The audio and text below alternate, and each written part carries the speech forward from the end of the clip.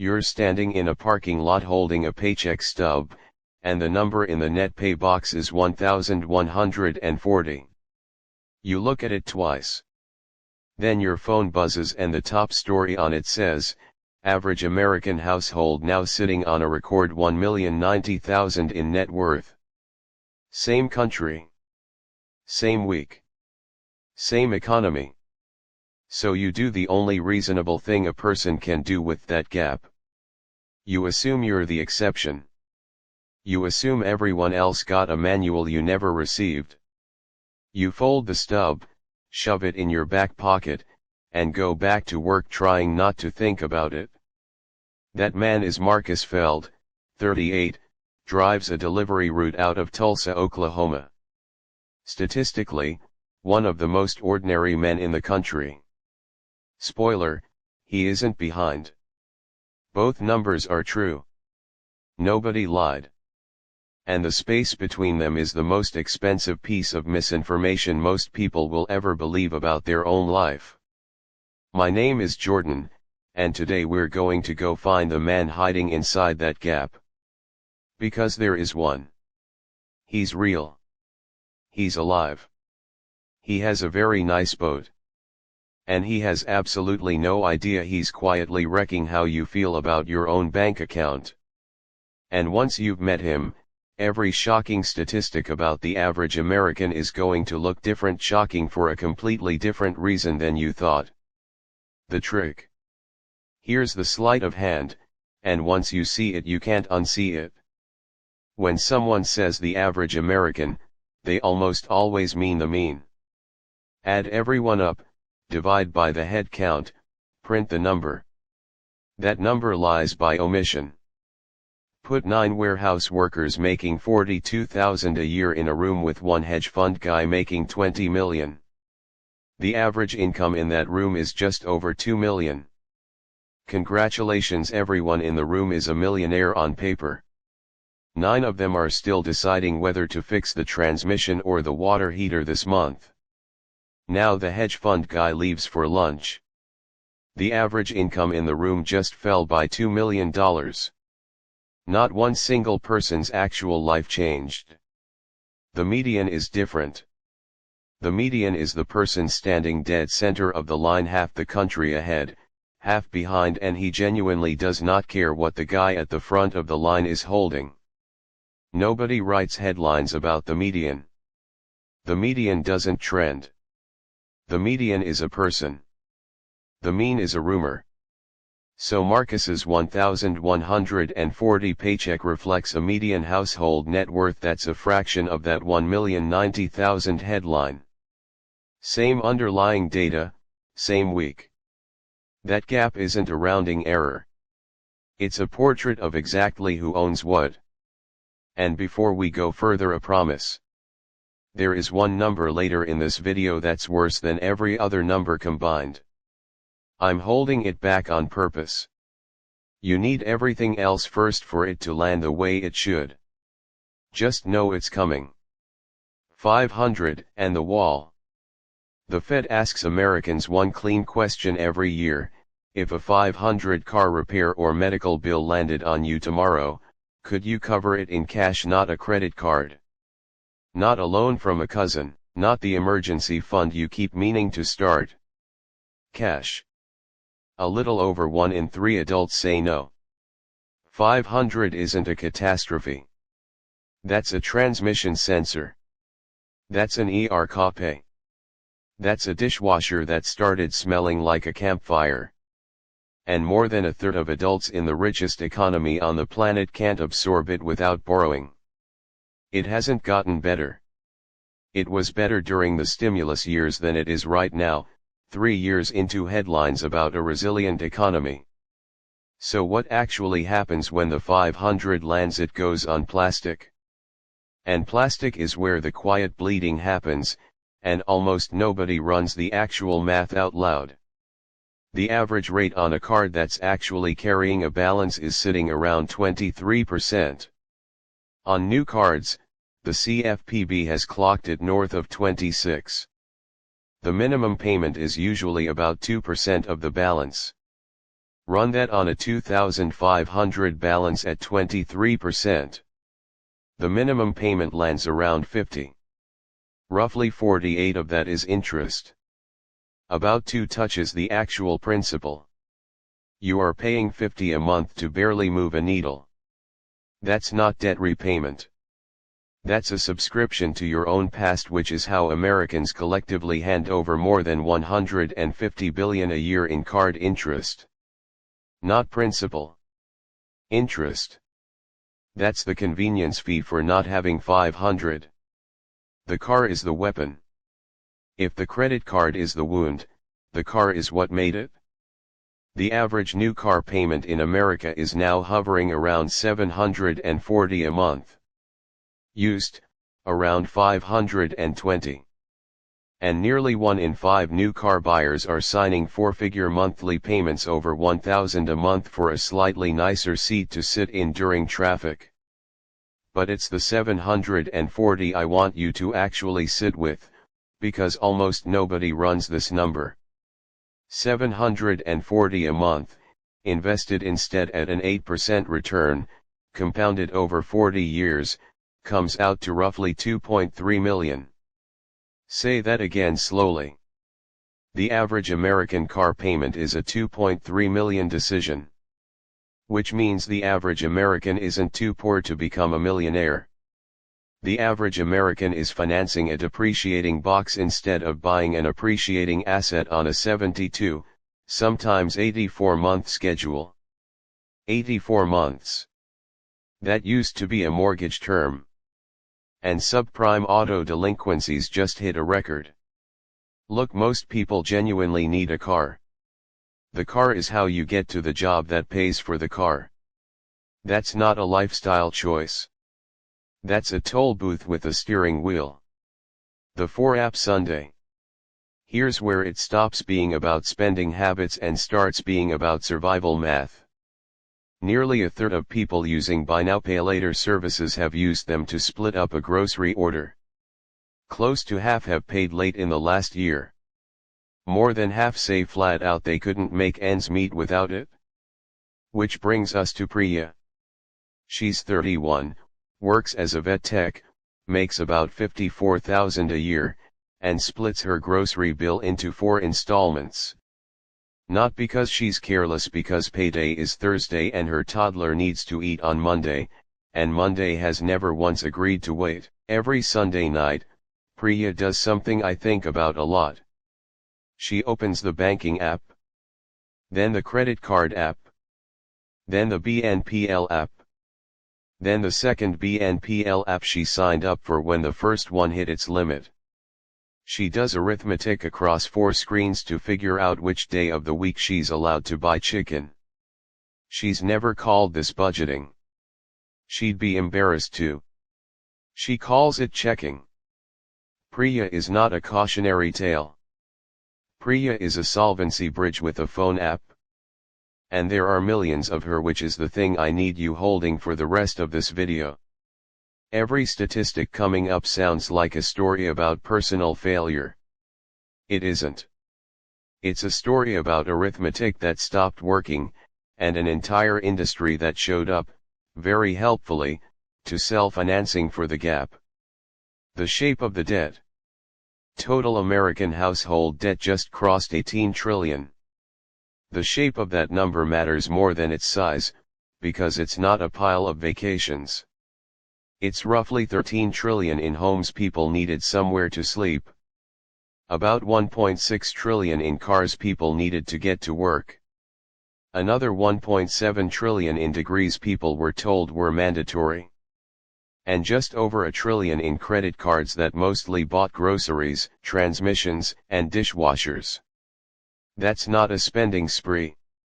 That's a country financing its own survival. And the student loan piece quietly fell off a cliff.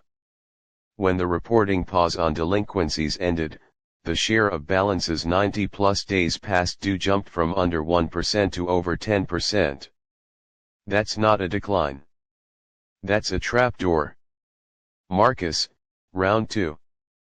Back to Marcus, because his story has a second half, and it's worse. The standard rule of thumb says you can safely withdraw about 4% of retirement savings per year without running dry. The median American in Marcus's age bracket has somewhere around 40,000 saved. 4% of that is 1,600 a year, about 134 a month. The median American's actual retirement plan pays out 134 a month. Even generously narrowing it to people already 65 plus, the median payout is only around 300 a month. Meanwhile, retirees themselves say you need north of 850,000 to feel comfortable. So it isn't that most Americans have a small retirement. It's that most Americans don't have a retirement plan at all. They have Social Security, plus a tip. About 3/4 of retirees lean on Social Security to survive. Among people who earned under 50,000 in their working years, it's closer to 85%. Roughly 1 in 5 adults over 50 has nothing saved. Zero. Which brings us to the single most load-bearing number in this entire system, the one nobody wants to say out loud on camera. The latest trustees report projects the Social Security Trust Fund runs dry in the early 2030s.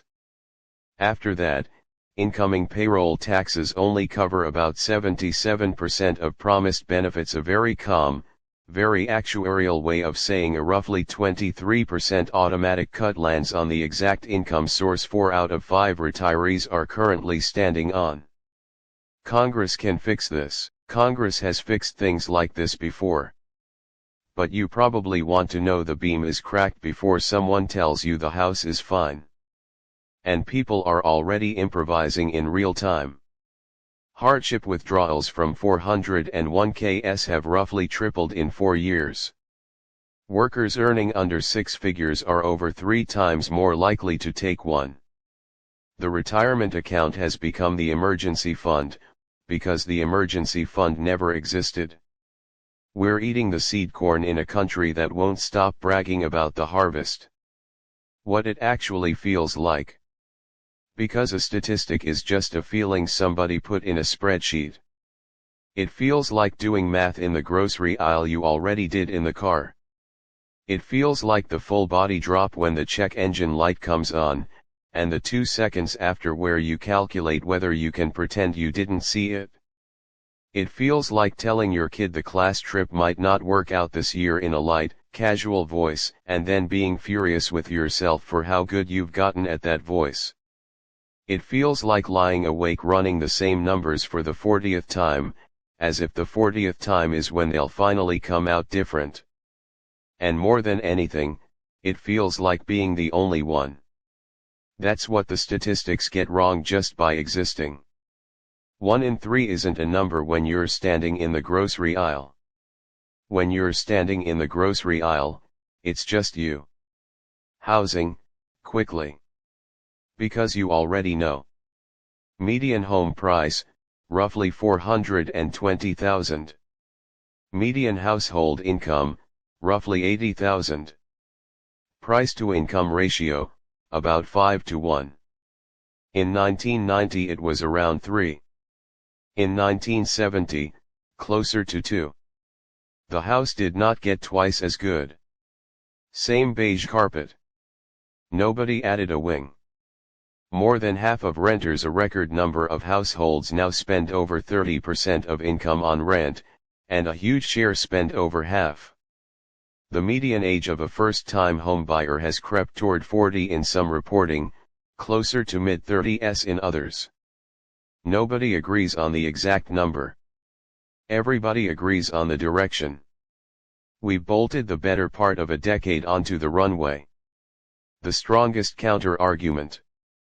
Now you're probably thinking, okay, Jordan, this is all very bleak, maybe you're just cherry-picking the worst numbers you can find. Good. You should think that. And here's the thing, you're partly right. So let me hand you the strongest version of your own argument. 401k participation just hit a record high, north of 85%. 2 decades ago it was closer to 65%. Poverty has fallen to one of the lowest rates ever recorded. And between the last few years, real wages for the lowest paid 10% of workers grew faster than for almost anyone above them, clawing back a real chunk of decades of widening inequality. All true. I'm not going to pretend otherwise. But look closely at that first one, because it's the whole ball game. Why did 401k participation jump so high? Some national outbreak of discipline? Did everyone suddenly read the same book? No, roughly 6 in 10 plans now auto-enroll you by default. In plans that auto-enroll, participation runs above 90%. In plans where you have to opt in yourself, it's closer to 65%. Same humans. Same wages. Same willpower. A 25-point gap created by moving a checkbox. The single most successful piece of retirement policy in modern history worked by changing a default setting, not by changing a person. Nobody got smarter. Somebody just flipped a switch. Which proves the exact thing I want you to walk away with: the fragility isn't human nature. It's a setting. And somebody chose it. It runs the other way too. The average American thinks they spend about $90 a month on subscriptions and actually spends closer to $220. That's not a character flaw, that's a business model built on the mathematical certainty that you won't check. Americans spend upward of $14 billion a year on lottery tickets, in a country where a third of people can't produce 500 in an emergency. The House doesn't just win, the House helps fund public programs with money taken from people who couldn't afford brake pads, and those same programs still don't teach anyone how the odds actually work. The man in the gap. So let me finally introduce you to the man hiding inside that 1,090,000 headline. His name is Walter, 66, retired orthopedic surgeon outside Naples, Florida. Net worth, $9.4 million. He got there by earning very well for 35 years and doing nothing especially clever with it, which, honestly, is how it's usually done. Walter is not a villain. He's never met Marcus and never will. He's a decent guy who's very good at knees. But Walter is the reason the headline said 1,090,000. Walter, and a few million people like him, are what quietly turns Marcus's real number into something that makes Marcus feel like he failed. Walter isn't hiding anything. He was just averaged in. And Marcus was quietly measured against the result. That's the con. Nobody committed fraud. The system just built a ruler out of everyone, handed it to the guy standing in the middle of the line, and let him conclude he came up short. If you're sitting there right now feeling that specific quiet shame, the kind that makes a person shove a pay stub in a pocket and not look at it again, hear this: you were told to measure yourself against an average engineer, to include the top 10%, who hold roughly 2/3 of all the wealth in this country. You were told retirement was entirely your personal responsibility, then handed a system where a rising share of your co-workers are raiding it early just to keep the lights on. You were told to budget better by an industry that profits directly off the fact that most people won't. You are not behind. You were handed the wrong ruler, and it was built crooked on purpose. The number I held back. Now, the number I promised you. Here it is. Median American household net worth, about $190,000. Mean American household net worth, about $1.06 million. There's Walter again, more than 5 times over. Now take the house out. Strip out home equity, because you cannot eat your living room. The median household's net worth collapses to somewhere around $54,000. That's it? That's the entire cushion, outside the walls you sleep inside and still owe the bank for. The middle of this country has about 54,000 total, and that has to cover retirement, an emergency, a layoff, a bad diagnosis, and 30 years of being old. That's the number. That's the one I think about. What you actually do with it. You stop using the mean. That part's free. Every time you hear the word average attached to money, ask average of who, and watch how often the honest answer is a man in Naples you will never meet. You are not competing with him. You never were. Then you change one default instead of trying to make 20 heroic decisions, because that's exactly what the 85% number just taught us. Automate the transfer on payday, so the money leaves before you become a person with feelings about it. Raise the contribution by 1%, one time, and then forget you did it. And take the 740 seriously, because that number is genuinely yours to control. Most people need a car. Almost nobody needs that car. The difference, compounded across a working life, is a 7-figure number that no Congress and no trust fund gets to touch. I want to leave you back where we started. Marcus took the pay stub out of his pocket that night. He didn't fix his life. Nobody fixes their life in one evening. He logged into the portal, moved his contribution from 3% to 4%, which cost him about $28 a paycheck, and set it to tick up automatically every January so he'd never have to be brave about it twice. Priya is still splitting her groceries into 4 payments, because $54,000 a year is still $54,000 a year, and no video has ever moved a payday. But last Sunday she only opened 3 apps instead of 4 because she called her card company and asked, out loud, for the first time in her life, what her actual interest rate was. 27.4%. Nobody had ever told her. She'd never asked, because she'd assumed the number was a verdict on her, rather than a price tag on a product. And Walter is fine. Walter was always going to be fine.